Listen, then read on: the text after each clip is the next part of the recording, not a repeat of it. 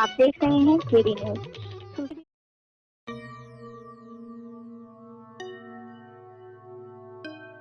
Supreme court में Bihar SIR को लेकर हुई जन सुनवाई में चुनाव आयोग ने कहा कि बिहार के लिए वोटर लिस्ट के ड्राफ्ट के संबंध में दावे और आपत्तियां 1 सितंबर की समय सीमा के बाद भी दायर किए जा सकते हैं।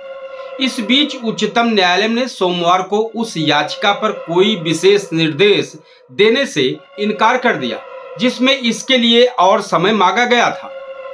एक शेर है, बदलता है वक्त इंसान को भी बदलने पर मजबूर कर देता है।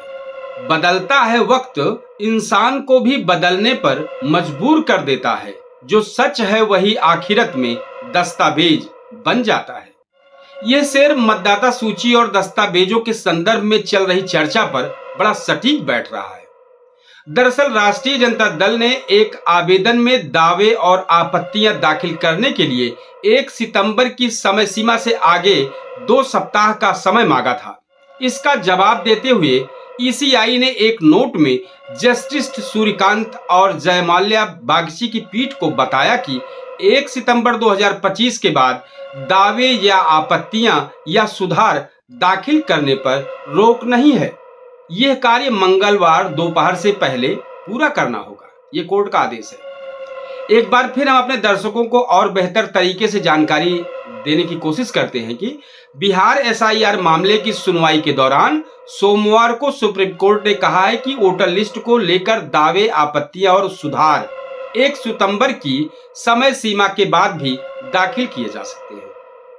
चुनाव आयोग ने अदालत को बताया है कि यह प्रक्रिया तब तक चलती रहेगी जब तक नामांकन की अंतिम तिथि पूरी नहीं हो जाती है। अब चुनाव आयोग का इस पर क्या कहना है? चुनाव आयोग ने साफ किया है कि 1 सितंबर 2025 के बाद भी दावे और आपत्तियां दर्ज की जा सकती है।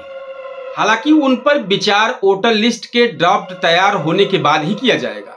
दावों और आपत्तियों को नामांकन की अंतिम तिथि तक स्वीकार किया जाएगा और सभी बदलाव अंतिम सूची में शामिल होंगे।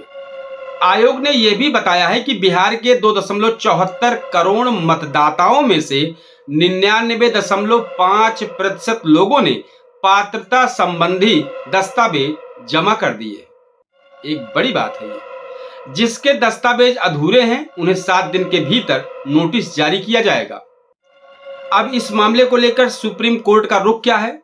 कोर्ट ने कहा कि चूंकि चुनाव आयोग पहले ही दावे आपत्तियां स्वीकार कर रहा है, इसलिए समय सीमा बढ़ाने की जरूरत नहीं है। सुप्रीम कोर्ट ने सभी राजनीतिक दलों और याचिकाकर्ताओं को निर्देश दिया है कि वे इस संबंध में अपना हलफनामा दाखिल करें। साथ ही अदालत ने बिहार राज्य विधिक सेवा प्राधिकरण को आदेशित किया है कि हर जिले में पैरालीगल वॉलंटियर नियुक्त किए जाएं, जो मतदाताओं और राजनीतिक दलों को ऑनलाइन दावे और आपत्तियां दाखिल करने में मदद करेंगे। यह प्रक्रिया मंगलवार दोपहर तक पूरी करने का निर्देश दिया गया है। अब ये क्यों अहम है? यह फैसला इसलिए महत्वपूर्ण है क्योंकि पहले 1 सितंबर को दावे और आपत्तियां दाखिल करने की आखिरी तारीख बताई गई थी, लेकिन अब चुनाव आयोग ने साफ कर दिया है कि मतदाता सूची से जुड़ी सुधार प्रक्रिया नामांकन की अंतिम तारीख तक जारी रहेगी। इससे मतदाताओं और राजनीतिक दलों को और समय व सुविधा मिल जाएगी।